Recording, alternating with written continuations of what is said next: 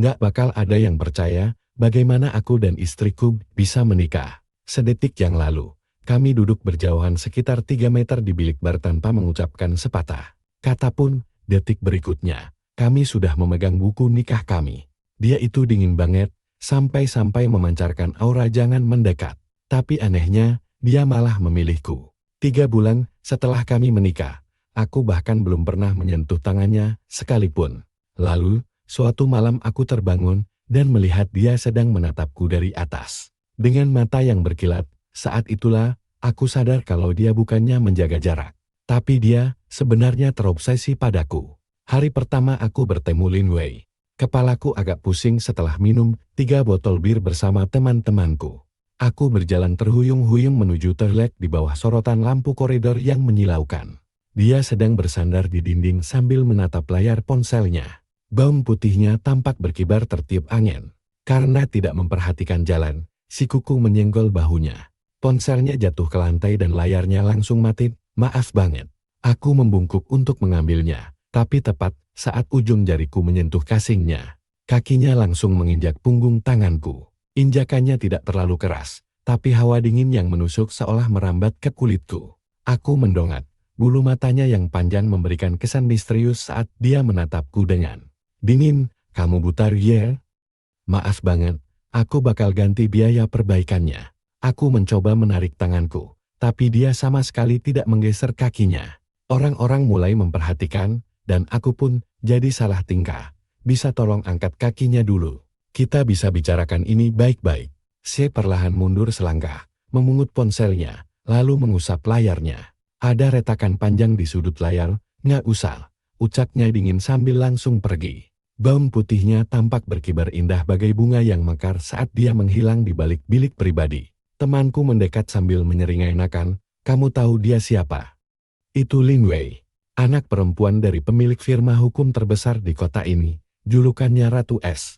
Kabarnya, dia menolak semua pewaris kaya yang mengejarnya saat kuliah di luar negeri. Aku cuma mengusap punggung tanganku tanpa berkata apa-apa. Sejujurnya, saat itu aku cuma berpikir dia itu tipe cewek yang gampang marah. Nggak lebih dari itu. Gadis secantik dia dan karyawan kantoran biasa sepertiku jelas hidup di dunia yang berbeda. Kupikir pertemuan itu cuma sekali seumur hidup. Tapi seminggu kemudian, saat mengantarkan dokumen ke klien, aku berpapasan dengannya lagi di kaf lantai bawah kantor. Dia sedang duduk di dekat jendela, menatap serius ke arah laptopnya. Dengan segelas americano yang masih utuh di depannya, dia tampak mengerutkan dahi. Aku sempat ragu sebelum akhirnya melangkah mendekat. Halo, kita ketemu lagi. Soal kejadian kemarin dia mendongak. Tatapannya langsung memindai diriku tajam bagai laser. Butuh beberapa detik, sampai dia akhirnya mengingat siapa aku. Ada apa? Cuma mau mastiin, apa ponselmu sudah diperbaiki, biar aku ganti biayanya. Dia pun mengeluarkan ponselnya. Retakan kemarin ternyata masih ada di sana. Nggak usah, ribet. Mending aku beli baru aja, nggak bisa gitu dong, kan aku yang salah. Gimana? Kalau kita saling tukar kontak saja, kasih tahu tipe ponsel yang kamu beli nanti, biar aku transfer uangnya. Dia menatapku lekat-lekat selama 30 detik penuh. Tepat saat aku mengira dia akan menolak, dia akhirnya mengangguk, ya sudah. Setelah hari itu, aku menunggu kabarnya setiap hari. Aku terus menunggu, dia mengirim pesan tentang tipe ponsel barunya. Tapi dia seolah lenyap di telan bumi, tidak ada satupun pesan masuk. Bahkan profilnya benar-benar kosong tanpa info apapun. 2 minggu kemudian, ibuku tiba-tiba menelepon. Katanya, rekan kerjanya mengatur kencan buta untukku di akhir pekan ini. Awalnya aku malas pergi, tapi karena ibu terus-menerus mendesak, akhirnya aku menyerah dan setuju. Kami janjian di sebuah kedai teh tradisional. Begitu melangkah masuk, aku melihat seorang wanita sudah duduk di balik sekat ruangan lipat. Melihat gaun putih yang sangat familiar itu, jantungku langsung berdegup kencang. Begitu aku berjalan memutar, dugaanku benar dia adalah Lin Wei. Dia juga tampak terkejut, lalu mengangkat sebelah alisnya. Ternyata kamu. Dia memberi isyarat agar aku segera duduk. Kejadian ini rasanya lebih gila daripada memenangkan lotre. Kamu dipaksa keluargamu juga ya? Iya, gumamnya pelan sambil menyeruput tehnya. Ibuku mengancam akan menjodohkanku dengan anak Linya yang kaya raya kalau aku menolak. Berkencar, Aku cuma bisa diam, suasananya benar-benar canggung setengah mati. Kami ini berasal dari dunia yang berbeda jauh. Dia adalah anak orang kaya yang lahir dengan sendok emas. Sedangkan aku cuma budak korporat yang setiap hari harus berdesak-desakan di kereta bawah tanah. Kami sama sekali tidak selevel. Setelah keheningan yang menyiksa selama 10 menit, dia tiba-tiba angkat bicara.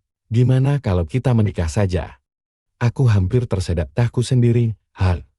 Maaf, gimana? Aku bilang, ayo kita menikah. Tatapannya luar biasa serius. Aku butuh alasan agar keluargaku berhenti mendesakku. Dan kamu juga butuh seorang istri. Kita sama-sama diuntungkan. Gimana menurutmu? Kepalaku mendadak pusing 7 keliling. Kamu serius? Kita bahkan hampir nggak saling kenal, dan kamu juga nggak tahu apa-apa tentang aku. Memang benar, akuinya jujur. Tapi kamu kelihatan orang baik-baik, dan wajahmu nggak kayak penguntit. Kita bakal tidur di kamar terpisah, dan nggak akan mencampuri urusan masing-masing. Begitu keluarga kita sudah tenang kita bisa cerai kapan saja. Aku menatapnya lekat-lekat, mencari tanda-tanda apakah dia cuma sedang bercanda, tapi nihil. Wajahnya datar dan sangat serius. Persis seperti seorang pengacara yang sedang membacakan tuntutan di pengadilan. But, kenapa harus aku? Tanyaku yang akhirnya tak bisa menahan rasa penasaran. Saya berpikir sejenak, waktu di kafe kemarin, kamu nggak mencoba macam-macam. Kamu nggak cari-cari kesempatan atau bertingkah aneh. Itu saja sudah membuatmu jauh lebih baik daripada kebanyakan pria yang pernah kutemui. Alasan yang konyol banget, pikirku dalam hati. Tapi saat melihat wajah cantiknya yang kelewat batas, ditambah bayang-bayang omelan ibuku setiap hari, entah dorongan gaib dari mana yang membuatku mengangguk setuju. Baiklah, ayo kita lakukan. Kalau dipikir-pikir lagi, aku pasti sudah gila waktu itu. Aku memang benar-benar sudah gila saat itu. Hari itu cuacanya sangat cerah saat kami mendaftarkan pernikahan. Aku memakai kemeja paling mahal yang kupunya. Sedangkan Lin Wei mengenakan gaun putih anggun sambil menenteng tas kecil. Kantor pendaftaran hari itu cukup sepi. Selama kami mengisi formulir, para petugas menatap kami seolah-olah kami ini makhluk asing. Kurasa mereka belum pernah melihat sepasang calon pengantin sedingin dan secanggung kami. Kami bahkan hampir tidak saling bicara.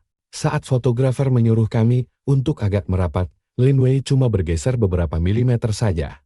Saat berjalan keluar sambil memegang buku nikah kami, kepalaku masih terasa linglung. Dia memasukkan buku nikah merahnya ke dalam tas. Apartemenku nggak jauh dari kantormu. Lebih baik kamu yang pindah ke tempatku, atau aku yang ke tempatmu. Begitu aku bertanya di mana alamat tempat tinggalnya, mulutku langsung menganga lebar. Itu adalah kawasan perumahan elit paling terkenal di kota ini. Rumah di sana harganya selangit. Bahkan kerja beberapa kali seumur hidup pun, aku belum tentu sanggup membelinya. Biar aku saja yang pindah, gumamku pelan. Baiklah, aku akan menyuruh asisten rumah tangga menyiapkan kamar tamu untukmu. Dia pun mengeluarkan kunci apartemennya. Sopirku bisa mengantarmu pulang untuk beres-beres barang. Dan nggak apa-apa. Aku sewa mobil pindahan sendiri saja nanti, jawabku cepat sambil melambaikan tangan. Berada di dekat orang kelas atas sepertinya benar-benar membuatku minder setengah mati. Dia tidak memaksa, dia cuma mengirimkan alamatnya lewat pesan singkat. Pastikan kamu sudah sampai di sana sebelum jam 6 sore. Ibuku mau datang untuk makan malam. Lo, tunggu langsung malam ini. Kalau nggak gitu, gimana caranya biar ibu percaya kalau pernikahan kita ini serius? Dia melirik ke arahku. Tenang saja, nanti aku kasih tahu apa saja yang harus kamu katakan. Sore itu, aku langsung pulang untuk mengepak barang-barangku. Melihat tumpukan barang-barang murah milikku, semuanya terasa seperti mimpi yang sangat aneh. Begitu mudahnya aku sekarang sudah berstatus menikah dan parahnya, dengan gadis sekaya Lin Wei. Saat mobil pindahan membawa barang-barangku ke apartemen mewah miliknya, petugas keamanan di sana langsung menatapku dengan tatapan curiga. Begitu melangkah masuk ke dalam, aku benar-benar dibuat melongo.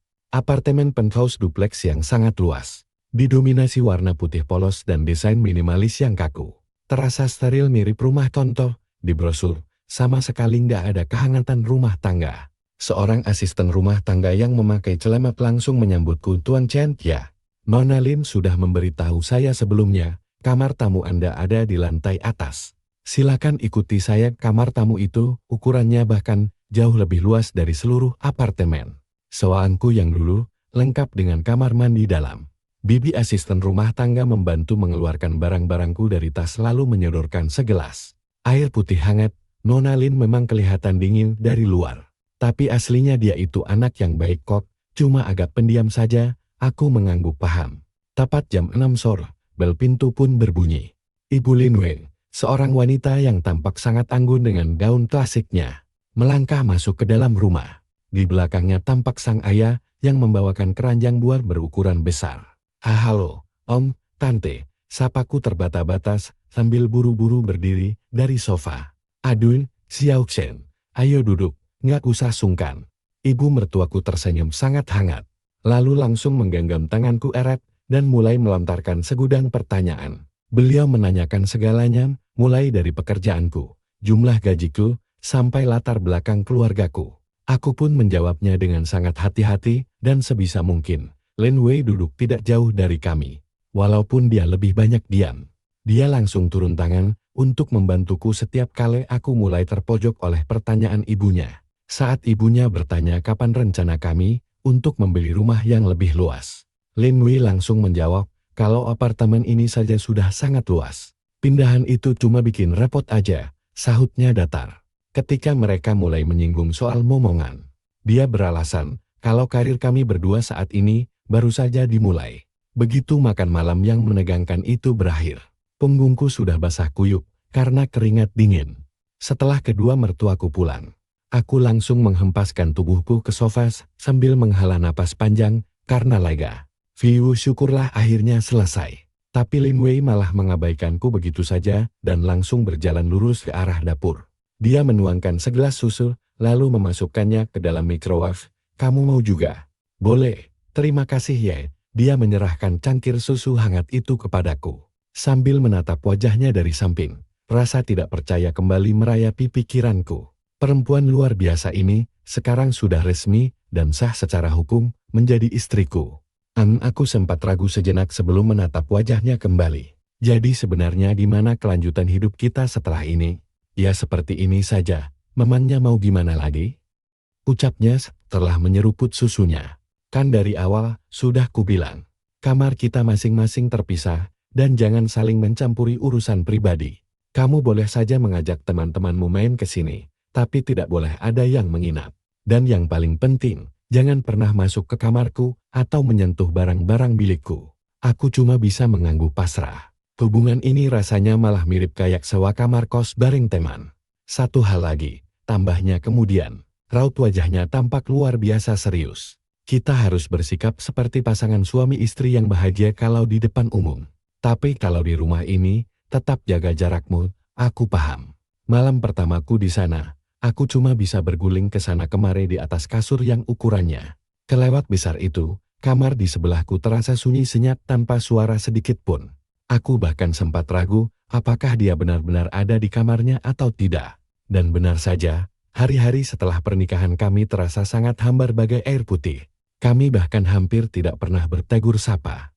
Dia selalu sudah berangkat ke kantor hukumnya, sebelum aku sempat membuka mata di pagi hari. Pulangnya pun selalu larut malam, terkadang dia menyelinap masuk ke rumah jauh setelah aku terlelap. Kalaupun kami sempat makan bersama, suasananya selalu hening mencekam. Cara makannya sangat anggun, dengan suapan-suapan kecil, tanpa mengeluarkan suara sedikit pun. Berbanding terbalik denganku, yang makan dengan sangat lahap. Pernah suatu ketika, ibuku melakukan panggilan video dan memaksa ingin melihat kamar tidur kami. Dengan panik aku langsung mengarahkan kamera ke arah kamar tamuku. Tiba-tiba Lin Wei masuk, langsung membaca situasi yang terjadi, lalu duduk tepat di sampingku. Dia bahkan dengan lembut mengelus rambutku. Ibu, kami mau tidur sekarang ya. Besok kami berdua harus bangun pagi-pagi sekali. Tapi begitu panggilan video itu terputus, dia langsung menarik tangannya dan menjauh. Sikapnya langsung kembali dingin seolah-olah kejadian manis baru saya tidak pernah ada. Lain kali, tolong beritahu aku dulu sebelum menelepon, ucapnya santai. Aku cuma bisa memegang kepalaku, merasakan sisa-sisa kehangatan aneh di rambutku. Sebenarnya, kalau dipikir-pikir, di luar sifatnya yang kelewat dingin dan suka menjaga jarak, dia itu sosok istri yang sempurna. Aku sama sekali tidak pernah diminta membayar biaya bulanan rumah tangga. Dan dia bahkan sempat menyuruh bibi asisten rumah tangga untuk memasakkanku mie panjang umur saat hari ulang tahunku. Namun, dinding es tebal yang dibangunnya di sekeliling dirinya benar-benar terasa menyesakkan dada.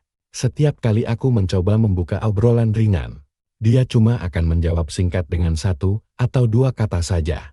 Atau beralasan kalau dia lelah bekerja, urusan kontak fisik jelas sangat diharamkan. Pernah suatu hari tanganku tidak sengaja menyenggol lengannya, dan dia langsung tersentak mundur dengan cepat seolah-olah kulitnya baru saja melepuh terkena api. Saat itu dia menatapku tajam dengan pandangan yang membuatku merasa seperti seorang penguntit mesum. Yang menjijikan, aku bahkan sempat curiga, jangan-jangan dia itu sebenarnya penyuka sesama jenis, atau mungkin punya kekasih rahasia yang disembunyikan. Akhirnya, setelah sebulan penuh menjalani pernikahan tanpa gairah ini, kesabaranku habis juga. Bukannya aku sudah sangat kebelet ingin melakukan hubungan suami istri, tapi situasi rumah tangga kami ini benar-benar terasa sangat tidak masuk akal. Kami sudah menikah, tapi rasanya lebih asing dari orang asing. Suatu malam, dia pulang lebih awal dan sedang membaca dokumen di sofa. Aku menarik napas dalam-dalam lalu menghampirinya. "Lin Win, bisa kita bicara?" Dia mendongak. "Tentang apa?" "Tentang hubungan kita, kenapa kamu menikahiku?" "Pasti bukan cuma karena ibumu kan?" Dia menutup mapnya. "Kalau bukan karena itu, lalu apa lagi?" "Tapi kamu tidak bisa begitu saja menikahi orang asing," kataku dengan nada meninggi. "Apa kamu tidak takut aku ini orang berniat jahat atau cuma mengincar uangmu?" "Kamu bukan orang seperti itu," jawabnya tenang. "Aku sudah memeriksa latar belakangmu." Aku mematung, menatapnya tajam. "Kamu menyelidikiku?" "Iya," dia mengangguk. Dia bersikap seolah itu hal yang sangat wajar. "Sebelum melamarmu di kedai teh, asistenku sudah menarik profilmu. Shen Mo, 28 tahun, lulusan sarjana biasa, perencana iklan. Berpenghasilan 8 juta sebulan, tidak punya rumah, tidak punya mobil. Orang tua dari kalangan pekerja, catatan kriminal bersih. Hanya pernah sekali pacaran, waktu kuliah dulu. Dan kamu sudah melajang selama 3 tahun, aku sampai tidak bisa berkata-kata, itu mengerikan. Itu benar-benar pelanggaran privasi. Aku harus memastikan keamananku sendiri, jawabnya tenang. Dan dugaanku benar, kamu sangat penurut. Aku tertawa, karena benar-benar frustrasi. Jadi aku ini cuma alat yang praktis buatmu. Kurang lebih begitu. Dia bahkan tidak mencoba membantahnya. Kalau kamu tidak bahagia, kamu bisa mengajukan cerai. Aku akan memberimu kompensasi, aku tidak butuh uang. Bentakku. Aku cuma tidak mengerti apa maumu, apa untungnya kamu menikahiku? Apa orang tuamu tidak merasa aneh? Mereka cuma peduli, kalau aku sudah menikah. Siapa orangnya tidak penting bagi mereka, ucapnya dingin. Mereka membuatku sesak napas, dan aku butuh ruang untuk bernapas. Melihat wajahnya yang tanpa ekspresi, aku malah merasa sedikit iba. Hidup sebagai putri konglomerat ternyata tidak seindah itu. Baiklah, aku mengerti, desahku. Jadi alat pun, jadilah. Tapi apa kita tidak bisa setidaknya bersikap sedikit lebih normal? Seperti mengobrol biasa daripada terus mendiamkanku. Dia terdiam sejenak, lalu mengangguk. Akan ku coba, mengejutkannya. Dia menepati janjinya. Meski masih pendiam, dia mulai mendengarkanku. Kalau aku bekerja sampai larut, dia meminta asisten rumah tangga untuk membiarkan lampu tetap menyala, dan terkadang dia bahkan menungguku sendiri sambil membawakan segelas air hangat. Pernah sekali, setelah makan malam kantor, aku benar-benar mabuk berat. Seorang rekan kerja mengantarku pulang. Dalam kondisi setengah sadar, aku merasakan seseorang mengusap wajahku dan menyelimutiku. Keesokan paginya, asisten rumah tangga bilang kalau Lin Wei yang merawatku. Aku benar-benar merasakan secercah harapan. Tapi semua itu berubah sampai aku membawa seorang rekan kerja perempuan ke rumah untuk mengambil berkas. Namanya Xiao Ya, kami bekerja sampai larut, dan dia menawarkan diri untuk mengantarku. Sadar kalau ada dokumen yang tertinggal di dalam. Aku memintanya menunggu di bawah selagi aku berlari ke atas. Begitu aku membuka pintu, Lin Wei sudah berdiri tepat di sana, membuatku tersentak kaget. "Belum tidur?" "Aku sedang menunggumu," katanya, matanya beralih melewati pundakku ke arah Xiaoya. Mendengar suara kami, Xiaoya melongokkan kepalanya ke dalam. Shenmu, sudah ketemu berkasnya? Tatapan mata Lin Wei seketika menjadi dingin. Mengunci pandangannya pada Xiaoya bagaikan predator yang sedang mengawasi mangsanya. Siapa ini? Oh, ini rekan kerjaku, Xiaoya. Aku buru-buru memperkenalkan mereka. Xiaoya, ini istriku, Lin Wei. Xiaoya mematung, jelas terkejut mendengar aku sudah menikah. Senang bertemu dengan Anda.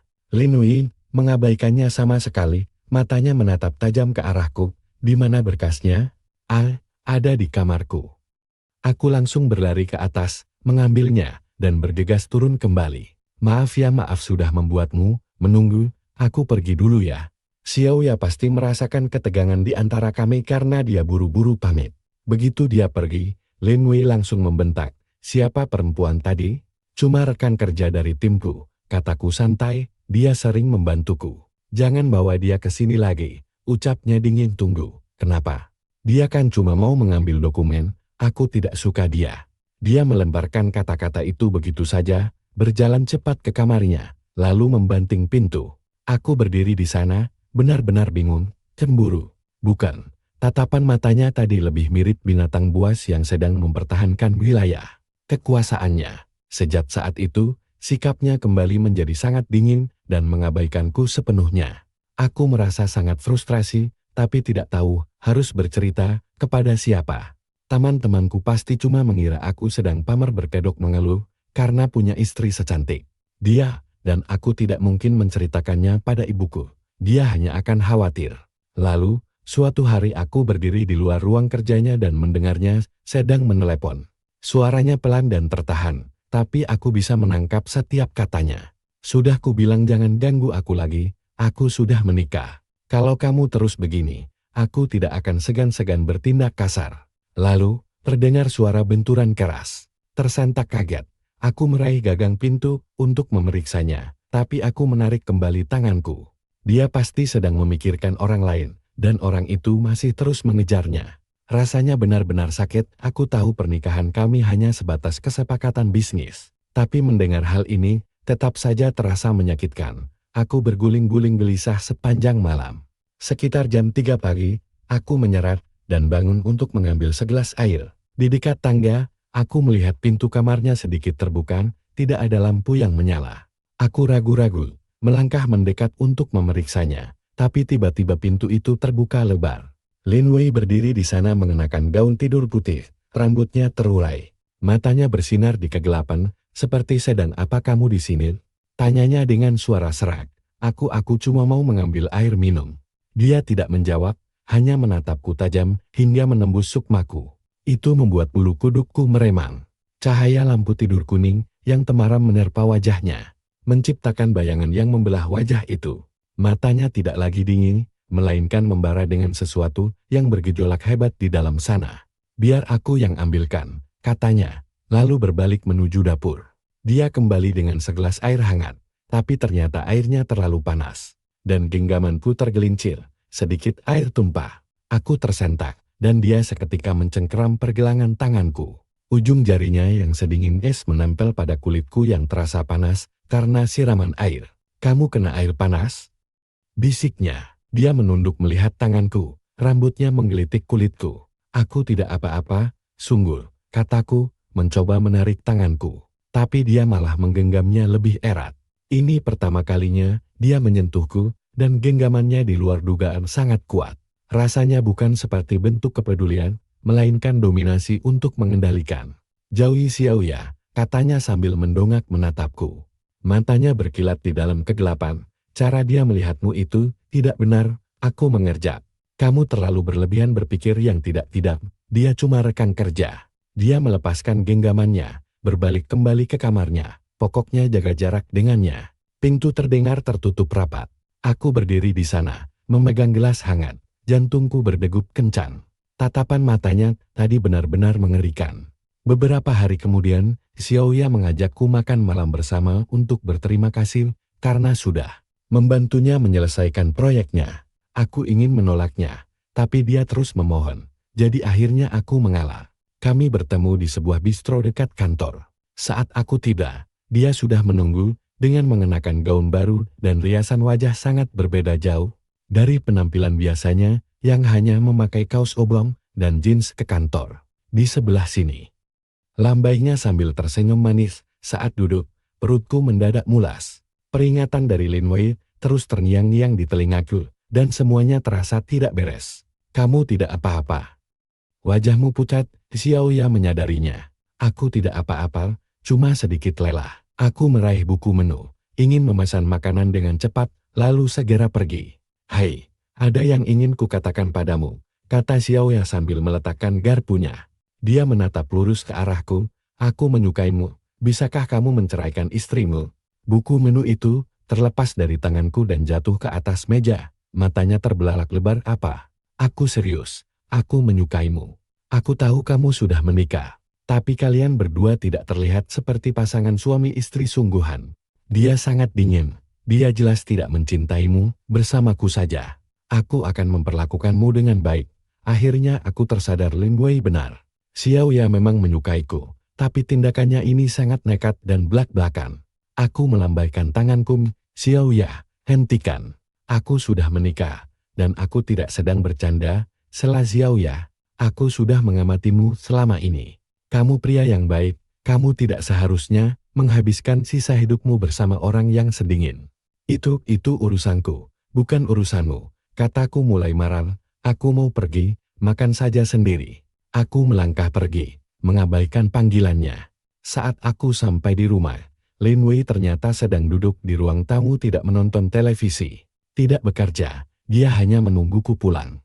Dia mendongak, nada suaranya benar-benar datar. Kamu sudah pulang?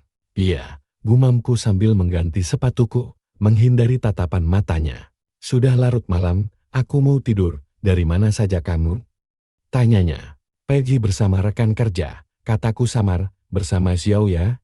Langkah kakiku seketika terhenti, dan aku langsung berbalik. Bagaimana kamu bisa tahu? Dia tidak menjawab. Dia hanya berdiri, berjalan mendekat, lalu melemparkan beberapa lembar foto ke atas meja kopi. Itu adalah foto-foto aku dan Xiao Ya di bistro tadi.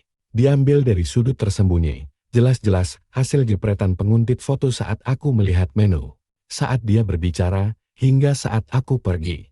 Apa yang dia katakan padamu? Suaranya datar, justru itu yang membuatnya terasa mengerikan. Tidak ada, bohongku, jantungku berdegup kencang. Apa dia memintamu untuk menceraikanku? Bentaknya tiba-tiba, ketenangannya yang sedingin es seketika hancur berkeping-keping. Memperlihatkan kemarahan yang membara di baliknya, sudah kuduga. Aku tahu cara dia melihatmu itu tidak benar. Kamu menguntitku. Bentakku, mulai kehilangan kesabaran. Lin Wei, kamu keterlaluan. Keterlaluan? Apa aku harus diam saja menonton dia merebutmu dariku? Dia mencengkeram lenganku dengan kekuatan yang mengerikan. Kuku-kukunya menancap ke dalam kulitku. Kamu milikku, tidak ada yang boleh mengambilmu. Aku mematun, benar-benar terkejut. Ini bukanlah Lin Wei yang dingin dan cuek yang selama ini ku kenal. Saya benar-benar sudah tidak waras. Kamu sudah gila ya? Apa maksudmu dengan milikku? Kita ini sudah menikah. Teriaknya dengan mata memerah. Semua itu tertulis di sertifikat pernikahan. Kamu suamiku. Aku menatapnya, benar-benar kebingungan. Lepaskan dulu tanganmu, mari kita bicara baik-baik. Dia perlahan melepaskan cengkeramannya, lalu berjalan ke arah meja bar. Menuangkan 2 gelas anggur merah. Sembari menyodorkan 1 gelas kepadaku, dia berbisin, maafkan aku. Aku tadi kehilangan kendali diri, minumlah bersamaku. Aku sempat ragu. Ledakan kemarahannya memang menakutkan, tapi permintaan maafnya tampak tulus. Baiklah, pikirku. Aku menyentuhkan keling gelas kami, lalu meneguknya dalam-dalam. Rasa anggurnya terasa pahit, dan efeknya langsung terasa seketika.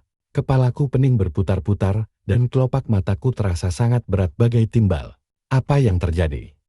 Aku berpegangan pada meja, mencoba untuk berdiri. Tapi kakiku terasa lemas tak bertenaga. Lin Wei menangkap tubuhku. Kamu mabuk. Biar ku bantu kamu ke atas. Suaranya terngiang lembut di telingaku. Terasa sangat lembut dan sayu secara misterius. Aku tidak punya tenaga sama sekali. Jadi ku biarkan dia memapahku naik ke atas. Di luar pintu kamarnya, setitik kesadaranku kembali. Aku mau pergi ke kamarku saja. Seperimu perlu dicuci, tidurlah denganku malam ini. Dia mendorong pintunya hingga terbuka, lalu membaringkanku. Tidak ada lampu yang menyala, hanya ada cahaya bulan.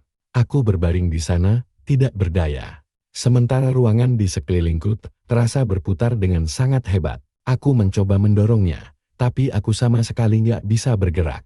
Lin Wei, kamu masukin apa ke dalam anggur itu? Saat dia merunduk, rambutnya menyapu wajahku. Nggak ada apa-apa kok, cuma sesuatu biar kamu bisa tidur nyenyak. Dia mengelus pipiku, sentuhannya terasa sangat lembut. Dia seperti orang yang berbeda. Jangan tinggalkan aku tolong ya. Aku ingin menjawab, tapi mulutku kaku nggak bisa digerakkan. Kegelapan perlahan menyeretku, lalu aku pingsan. Keesokan paginya, sakit kepala yang luar biasa membangunkanku. Aku membuka mata dan langsung mematungi, ini kamar Lin Wei. Dan aku benar-benar tanpa busana. Begitu juga dengan orang yang tidur tepat di sampingku. Lin Wei berbaring memunggungi aku, rambutnya berserakan menutupi bantal. Memperlihatkan bahunya yang polos tanpa pakaian, otakku langsung kosong. Potongan-potongan ingatan semalam mendadak bermunculan anggur itu, rasa pusing. Dia yang menarikku ke lantai atas, lalu berbisik di telingaku. Oh Tuhan, apa kami baru saja tidur bersama? Aku langsung terduduk tegak, membuat selimutnya melorot. Dan tanda-tanda di kulitku benar-benar tidak bisa dibantah. Terpancing oleh kepanikanku, dia perlahan membalikkan badannya. Sikapnya yang sedingin es kini lenyap, digantikan oleh kerapuhan yang aneh dan mata yang berkaca-kaca. Kamu sudah bangun? Gumamnya. Kepalamu sakit, ya? Menatapnya membuat pikiranku kacau balau. Apa aku marah? Mungkin saja, tapi sebagian besar adalah perasaan yang tidak bisa kujelaskan. Dia memang istriku, dan dia sangat cantik. Tapi mencekokiku dengan obat itu sudah benar-benar kelewatan. Semalam aku mulai bicara, lalu terdiam. Dia terduduk, selimutnya merosot sampai ke pinggang, memperlihatkan tanda kemarahan di bahunya. Maafkan aku, bisiknya, aku takut sekali. Takut dia bakal merebutmu dariku, jadi kamu mencekokiku obat. Aku mencibir, benar-benar tidak tahu harus bilang apa, itu gila tahu nggak? Aku terpaksa, tangisnya dengan mata yang memerah. Aku sudah mencoba bersikap dingin. Aku mencoba menjaga jarak, tapi aku nggak bisa. Melihatmu mengobrol dengan wanita lain membuatku gila. Melihatmu memperlakukanku seperti orang asing membuatku ingin mengurungmu saja. Pengakuannya membuatku bungkam. Apa ini benar-benar si Ratu Es yang dingin itu? Dia terdengar seperti gadis kecil yang merasa tidak aman. Pernikahan kita kan cuma kontrak, bisahku. Kamu nggak perlu bertindak sejauh ini. Aku menyesan, isaknya, sambil langsung memelukku erat dan membenamkan wajahnya di dadaku. Aku nggak mau kontrak lagi, aku mau hubungan kita ini nyata. Tubuhnya terasa hangat dan lembut, sangat kontras dengan kepribadiannya yang sedingin es selama ini. Aku bisa merasakan tubuhnya gemetar, dia benar-benar ketakutan. Pakai baju dulu sana, gumamku sambil menepuk-nepuk punggungnya. Sejujurnya, memeluknya seperti ini saat kami berdua sama sekali tidak mengenakan pakaian. Benar-benar menguji batas pertahananku. Dia sama sekali tidak bergerak, sebaliknya, dia malah memelukku makin erat. Gak mau. Kalau aku lepasin, kamu pasti bakal kabur. Aku gak bakal kabur, desahku. Aku ada di sini kok. Perlahan dia melonggarkan pelukannya, tapi tetap saja bergelayut di lenganku seperti seekor koala. Pasrah dengan nasibku, aku hanya duduk di sana dan membiarkannya menceritakan masa lalunya yang panjang lebar. Ternyata dia tidak membenci laki-laki. Dia hanya pernah dikuntit oleh seorang pewaris kaya raya yang sangat dia benci. Hal itulah yang membuatnya membangun dinding pertahanan yang dingin. Dia menikahiku hanya untuk menyenangkan keluarganya, tapi setelah tinggal bersama, dia sadar kalau aku tidak seperti laki-laki lain. Aku tidak pernah melewati batas atau memaksanya melakukan apapun. Aku tidak pernah mencoba menyentuhnya atau menyuruhnya melakukan hal-hal yang tidak dia inginkan. Perlahan, dia mulai jatuh cinta padaku, tapi tetap saja bersikap dingin. Melihat Xiaoya menyatakan cinta padaku membuatnya panik setengah mati. Jadi, telepon waktu itu tentang seseorang yang mengganggumu itu bukan dari pacarmu, melainkan penguntit kaya itu. Dia mengangguk. Dia mulai menelepon lagi, tapi aku mengabaikannya. Menatapnya, aku tidak tahu harus tertawa atau menangis. Sungguh pengalaman yang luar biasa gila. Hari ini bersikap kejam dan dingin, besoknya mencekokiku obat. DN sekarang malah menempel terus seperti lempia sudah. Aku mengerti, desahku. Aku akan memperjelas semuanya dengan Xiaoya. Tapi janji, jangan pernah melakukan hal segila ini lagi, benarkah? Matanya langsung berbinar, memelukku makin erat. Kamu nggak marah? Memangnya kalau aku marah, keadaan bakal berubah. Aku memutar bola mataku. Nasi sudah jadi bubur. Dia tersenyum senyuman manis dan ceria yang langsung melelehkan hatiku. Pikiranku melayang, kamu baik sekali padaku, bisiknya. Sejak hari itu, dia berubah total. Tidak ada lagi kamar yang terpisah. Dia pindah ke kamarku dengan alasan ranjangnya tidak nyaman. Dulu dia selalu menghindar setiap kali kusentuh. Tapi sekarang dia benar-benar menempel padaku sepanjang waktu memeluk, mencium, dan selalu menggandeng lenganku. Pernah suatu kali, aku sedang bermain game daring bersama teman-temanku. Dia duduk di sampingku, tatapannya tampak makin kesan, sampai akhirnya, dia benar-benar mencabut kabel dayanya. Aku yang lebih penting, atau game itu. Teman-temanku mendengarnya, dan langsung tertawa terpingkal-pingkal. Bro, Ratu Esmu sudah mencair, dan sekarang dia manja banget. Aku tertawa canggung, mematikan panggilan, lalu pergi untuk membujuknya. Dia itu sangat cemburuan. Mengobrol sedikit saja dengan rekan kerja wanita berarti, aku harus menjelaskan selama berjam-jam. Dan bersumpah akan kesetiaanku. Saya bahkan sampai mendatangi kantorku, untuk mengobrol santai dengan Xiaoya. Entah apa yang dia katakan, tapi sejak saat itu Xiaoya selalu menghindariku seperti wabah penyakit. Pernah sekali, aku asal bicara, kalau mantan pacarku saat kuliah pandai membuat babi kecap yang sangat lezat. Malam harinya, sepiring daging misterius yang gosong dan hitam pekat sudah menungguku. Di meja, dia menatapku dengan penuh harap.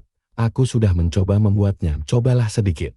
Aku mengambil satu suapan, dan langsung hampir muntah. Rasanya asin sekali dan pahit. Bagaimana rasanya? Tanyanya. Yah, masih bisa diperbaiki lagi. Jawabku dengan susah payah, matanya seketika berkaca-kaca. Apa rasanya lebih buruk daripada buatan mantanmu? Enggak kok. Aku panik. Untuk percobaan pertama, ini enak banget.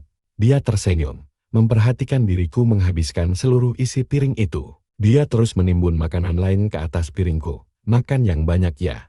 Kalau kurang, aku bakal masak lagi. Aku menatapnya, merasakan perpaduan antara geli dan kehangatan yang aneh di dalam dada. Dia bukan lagi istri yang dingin, dia ternyata seorang yandere terselubung. Tapi sejujurnya, itu sangat lucu. Setidaknya dia tidak lagi menjaga jarak dariku. Suatu malam, sambil memeluknya saat menonton televisi, aku teringat betapa dinginnya dia meminta kami untuk tetap menjaga jarak saat kami baru pertama kali menikah. Aku pun tertawa keras. Ada apa? Tanyanya. Aku mencubit pipinya. Cuma berpikir betapa sulit dipercayanya semua ini. Apa yang sulit dipercaya? Kalau aku benar-benar menikahi seorang yandere sepertimu. Dia balas mencubitku sambil cemberut. Aku bukan yandere ya. Aku cuma terlalu mencintaimu. Iya, kamu mencintaiku. Aku mendekapnya erat. Aku juga mencintaimu. Istri yandereku yang manis. Dia bersandar makin dekat. Senyum bahagia mengembang di bibirnya. Di luar, cahaya bulan menyinari dengan lembut tangan kami yang saling bertautan. Pernikahan kami memang dimulai dengan cara yang paling aneh.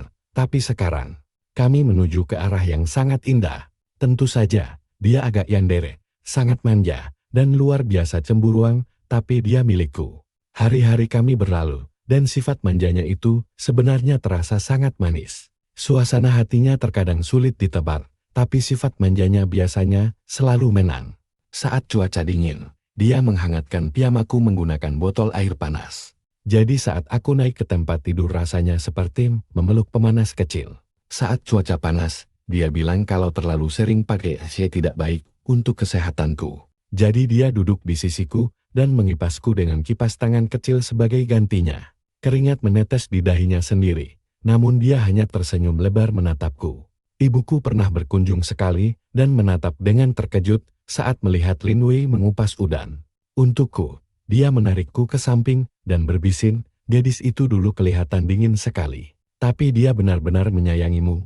Kamu harus memperlakukannya dengan baik. Mengerti? Aku mengangguk sambil tersenyum. Hatiku benar-benar meleleh. Lalu, Suatu hari perusahaanku merencanakan perjalanan pembangunan tim selama 2 hari. Begitu aku memberitahu Lin Wei, her face langsung muram seketika. Harus banget ya kamu pergi. Mohonnya, bergelayut di lenganku dan menggoyangkannya seperti anak kecil yang manja. Aku harus pergi. Sayang, ini acara perusahaan. Aku menepuk tangannya. Cuma 2 hari kok. Aku bakal langsung pulang. 2 hari saja rasanya sudah kelamaan, cemberutnya. Bagaimana kalau ada wanita lain yang merebutmu dariku? Aku tertawa, benar-benar merasa geli. Aku nggak semenarik itu kok. Sayang, lagi pula, kamu tahu kan, kalau hatiku cuma milikmu. Bujukan manisku akhirnya berhasil membuatnya tersenyum, tapi dia masih saja khawatir. Dia begadang untuk mengemasi barang-barangku, memasukkan sikat gigi, handuk, bahkan sampai plester luka, tepat sebelum aku melangkah keluar pintu. Dia memberiku cupang yang cukup besar. Dia bilang itu agar semua orang tahu kalau aku sudah ada yang punya. Selama 2 hari itu, pesannya tidak pernah berhenti masuk. Pagi, siang, dan malam, dia selalu memeriksa keadaanku. Saya bahkan melakukan panggilan video untuk memastikan aku tidak sedang berduaan dengan rekan kerja. Wanita manapun, teman-teman sekantorku, tidak henti-hentinya menggodaku. Chen Mo, ini sih bukan perjalanan pembangunan tim, tawa mereka. Ini mah pengawasan jarak jauh 24 jam non-stop. Aku ikut menimpali dan mengeluhkan keribetannya, tapi dalam hati aku merasa sangat hangat. Hari saat aku kembali, aku melangkah keluar dari stasiun kereta dan mendapati Lin Wei sudah menunggu di pintu keluar. Dia mengenakan mantel parit warna krem yang kubelikan untuknya. Sambil memegang buket bunga matahari, matanya tampak berbinar-binar. Kamu ngapain di sini? Tanyaku sambil menerima bunga itu.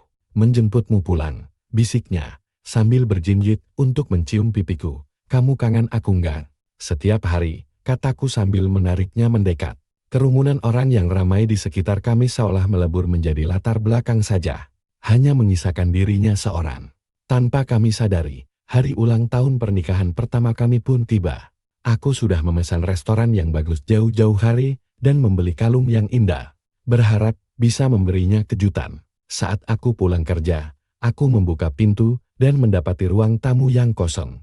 Lin Wei tidak terlihat di mana-mana.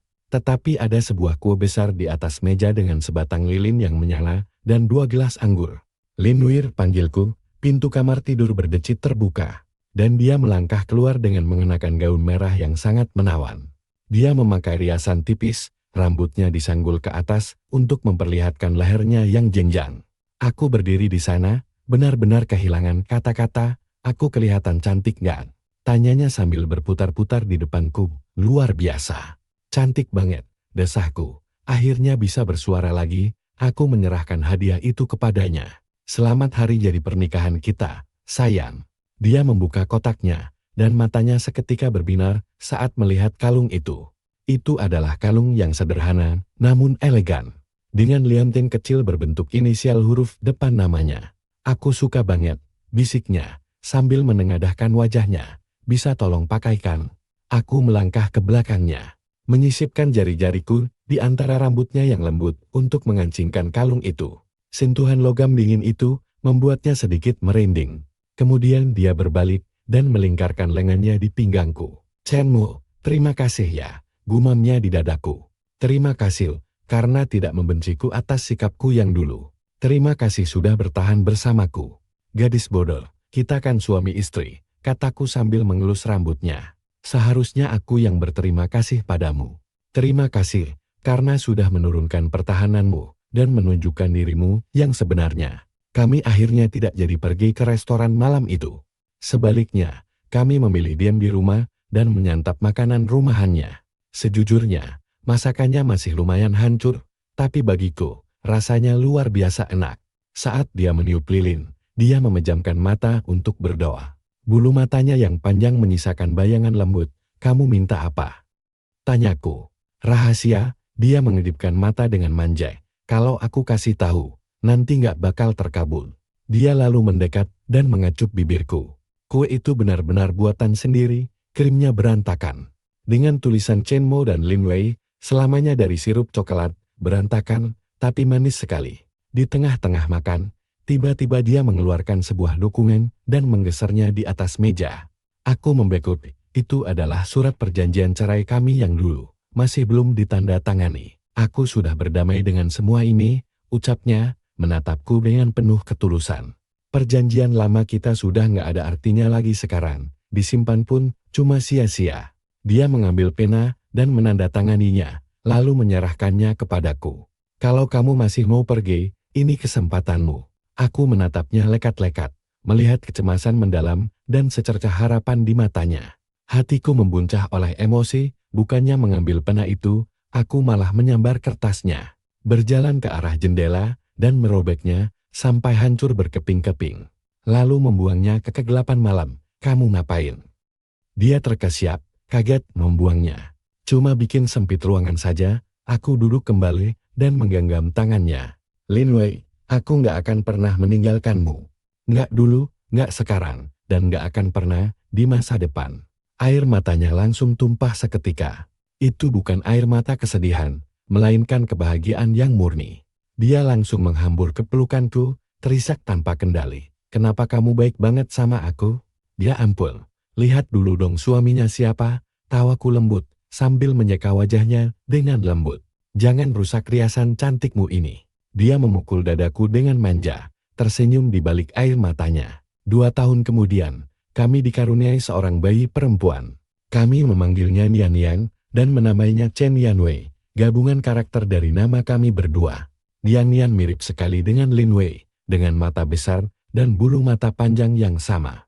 Tapi kepribadiannya mirip denganku, benar-benar santai dan gak takut pada apapun. Lin Wei menjadi ibu rumah tangga sepenuhnya, merawat putri kecil kami dengan sangat teliti. Namun, sifat posesifnya terhadapku gak pernah pudar. Kalau aku terlalu sering menggendong Nian Yang, dia akan cemburu. Kamu sudah gak cinta aku lagi ya? Kamu cuma peduli sama dia? Kalau aku pulang telat karena kerja, dia akan duduk di sofa bersama Nian Yang, menungguku dengan mata merah, sambil berbisik, kamu lagi sama orang lain ya di luar sana? Aku harus menjelaskan, meyakinkannya, dan memeluknya erat-erat sebelum akhirnya dia tenang. Aku mendekap dia dan Nian Yang sekaligus di pelukanku, hatiku dipenuhi kehangatan. Nian Yang terkikik geli, dan Lin Wei menyandarkan kepalanya di bahuku, tersenyum damai. Aku teringat kembali saat pertama kali kami bertemu, dulu, dia sedingin gunung es, nggak tersentuh oleh siapapun. Saat itu, aku nggak pernah membayangkan dia akan jadi seperti ini, begitu nempel, gampang cemburu, menangis, tertawa, memasak makanan lezat untukku, dan berdiri melindungi putri kami, dan aku sendiri. Mungkin memang begitulah cara kerja cinta. Ia melelehkan gunung es, melunakkan duri-duri landak, dan menyatukan dua orang yang benar-benar berbeda. Istriku yang cuek dan dingin ternyata adalah seorang nyender yang sangat obsesif dan posesif. Tapi jujur saja, memangnya kenapa? Dia adalah nyenderku, istri cantikku, ibu dari putri kecil kami, dan orang yang akan kucintai seumur hidupku. Bertemu dengannya adalah hal terbaik yang pernah terjadi dalam hidupku.